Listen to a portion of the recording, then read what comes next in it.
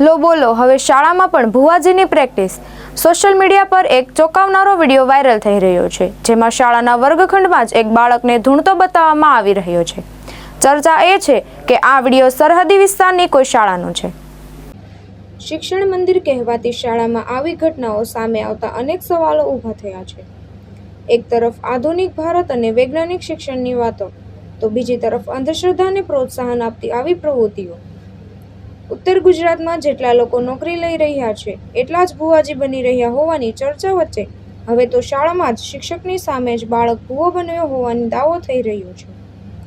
શ્રદ્ધા અને અંધશ્રદ્ધા વચ્ચે રેખા ખૂબ જ પાતળી હોય છે, પરંતુ શાળા જેવી જગ્યાએ આવી પ્રેક્ટિસ કેટલી ઘણી યોગ્ય છે? શું આ ગુજરાતનું સાચું શિક્ષણનું ચિત્ર છે? આધુનિક શિક્ષણનો દાવો કરતું તંત્ર આ બાલ ભુવાજી તરફ નજર નાખશે ખરા? એ તો હવે આવનારો સમય જ બતાવશે. જીતુ સોલંકી, દ્રષ્ટિકોણ ન્યૂઝ, બનાસકાંઠા.